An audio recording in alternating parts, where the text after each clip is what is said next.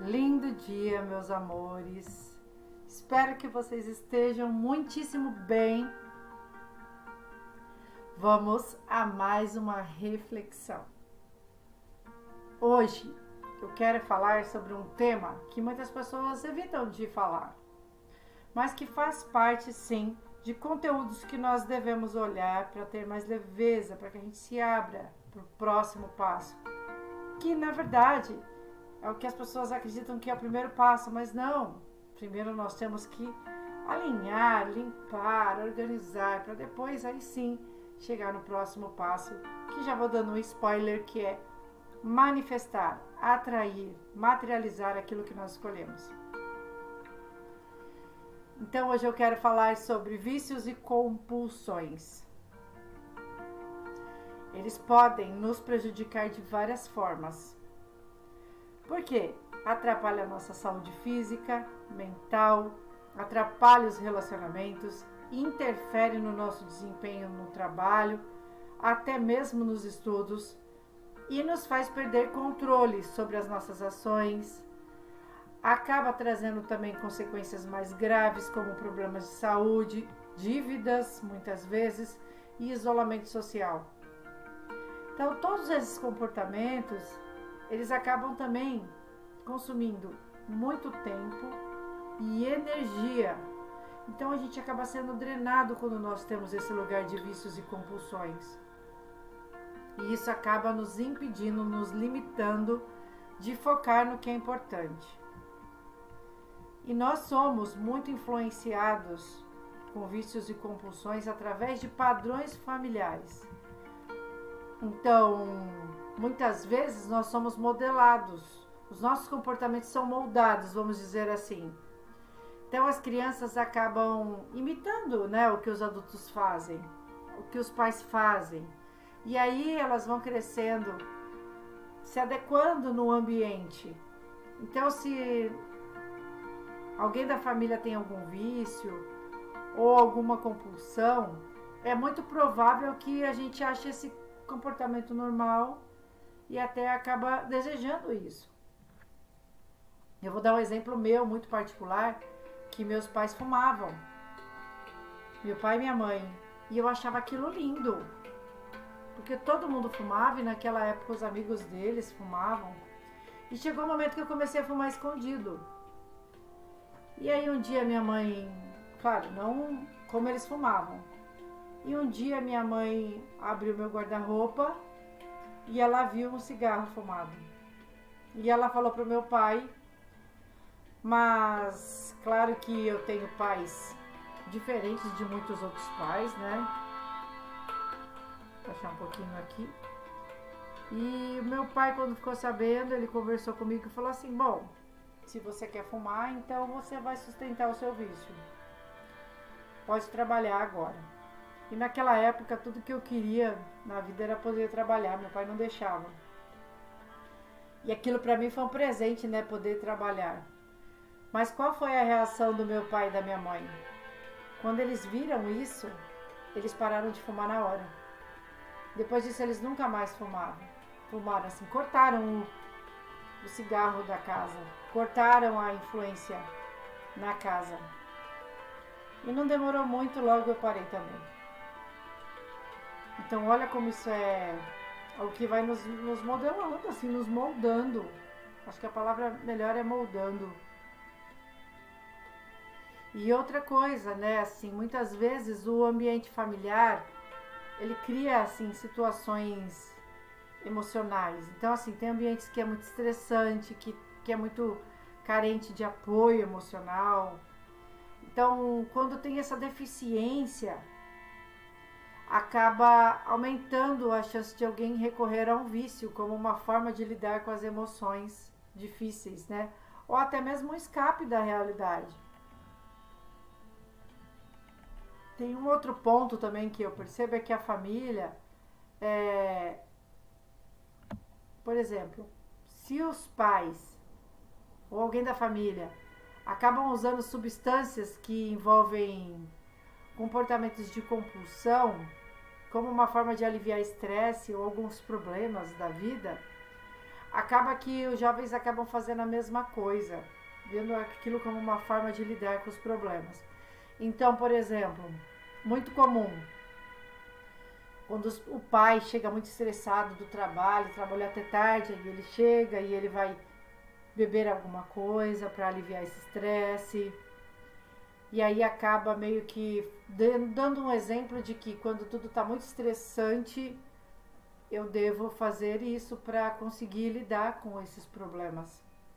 Então é muito comum muitos jovens começarem a beber bebida alcoólica para que aí eu desestresso. E quantas pessoas não fazem isso, gente, até mesmo na fase adulta.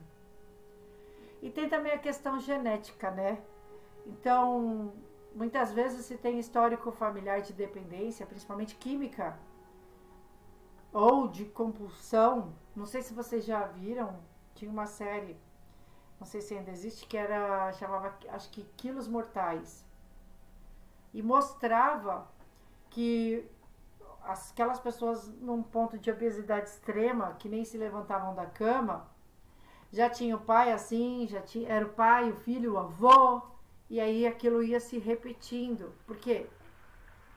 De acordo com a genética e essa predisposição, vai aumentar a probabilidade, né, de alguém ter o mesmo problema, né, desenvolver o mesmo problema. E no meu ponto de vista, eu acredito também na fidelidade sistêmica. Eu sou consteladora familiar. Então, em honra a você, mamãe, em honra a você, papai, em honra a você, vovô, eu vou repetir esse padrão. Eu vou ser fiel ao meu sistema. E isso é algo que a gente deve quebrar por amor a nós. Inclusive, eu fiz uma afirmação para harmonizar relacionamento com os pais, mas eu também vou disponibilizar uma para harmonizar relacionamento com mãe, com irmãos, só com pai. Porque aquilo que você perceber de padrão que vem do pai ou que vem da mãe, eu sugiro que vocês façam essa afirmação específica, trazendo essa energia, tá? Se for o seu caso. Mas esse conteúdo não é só para você, é um conteúdo que você pode compartilhar, tá? E claro, existem coisas que vão desencadeando esses vícios e essas compulsões. Por exemplo, o estresse, principalmente o estresse, mas também depressão, ansiedade, solidão, isolamento, baixa estima. E algo que eu quero chamar muita atenção de vocês, que são os traumas não resolvidos. Então, aquelas experiências que a gente viveu no passado, aquilo que nos traumatizou, vai levando a uma emoção muito intensa, muito forte, que é difícil de lidar.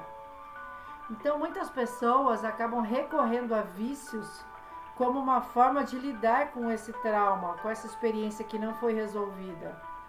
E para quê? Por que isso? Para buscar um alívio imediato dessa dor emocional. É uma dor, gente. Aquilo dói e aí vocês encontram um ponto de fuga para anestesiar aquilo que dói. Claro, são alguns exemplos, né, gente? É importante reconhecer que muitos comportamentos surgem dessa tentativa de lidar com as emoções difíceis, com o que dói. E eu nem preciso dizer, né, gente, que é importante procurar auxílio profissional. Por quê? Para quê? Para aprender a identificar e desenvolver formas mais saudáveis para lidar e enfrentar esses desafios. E como é que na prática a gente lida com esses desafios? Aliviar o estresse, procurar por prazeres diferentes na vida, mais saudáveis, porque é muito comum que quando a pessoa tem esse vazio, ela procura formas de trazer um prazer de uma forma rápida e até temporária, mas que seja algo saudável. É importante olhar para as questões de distração. Então, quando a gente se sente sozinho, triste, em tédio, a gente acaba tendo um comportamento compulsivo com a internet. A gente fica muitas horas nas redes sociais, muito tempo no videogame, muito tempo fazendo compras, muitas compras online. E isso vai fazendo com que a gente vá distraindo esses sentimentos que são desconfortáveis. Então, observem as distrações. Observar a autoestima e principalmente a validação. Então, se nós estamos em um momento de muita baixa estima ou nos sentindo inadequados, sabe? É muito comum a gente recorrer para o vício. Porque aí a gente vai usar isso como uma forma de nos validar, como reforçar algo em nós, e mesmo que isso seja superficial e temporário.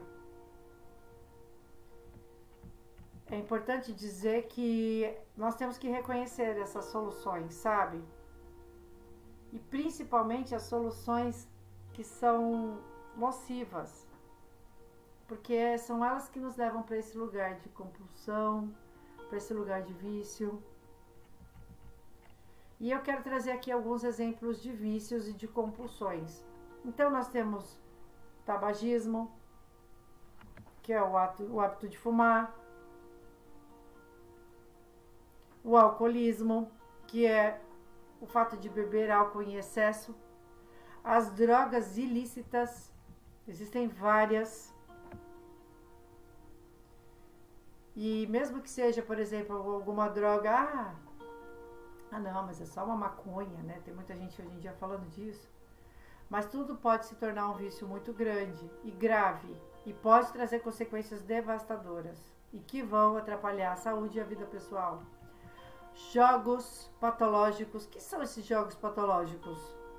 É o compulsivo. Então, tem pessoas que cassino, ficam ligadas a jogos de azar, inclusive online, fazem muitas apostas esportivas. De times de futebol a gente vê muito, inclusive, mas tudo isso leva a perdas financeiras e acabam trazendo problemas, inclusive legais, tá, gente? Compulsão alimentar, a pessoa come o tempo inteiro e isso está acompanhado de um sentimento de falta de controle, é um descontrole, e leva a problemas de saúde como obesidade, diabetes e transtornos alimentares. Compras compulsivas, tá? A pessoa gasta dinheiro demais de uma forma por impulso, em excesso, e ela acaba tendo muitas coisas desnecessárias e que vai levar a pessoa a ter problemas financeiros e conflitos familiares. Vícios em tecnologia. Então tem pessoas que têm aquele vício ao extremo. Inclusive tem alguns que são viciados em imagens de pornografia, e tudo isso interfere na relação, porque a pessoa começa a distorcer imagens, então vai interferir na relação pessoal, no trabalho, na mental. Isso desequilibra totalmente o nosso mental. E tem um vício que é muito comum, que num áudio eu não lembrava o nome, que é tricotilomania, que é a compulsão que as pessoas têm de arrancar os seus cabelos do corpo. Isso traz danos físicos e emocionais gigantescos. Mas claro, são alguns exemplos, existem muitos outros. E como é que a gente faz para mudar isso? Primeiro, nós precisamos reconhecer e aceitar.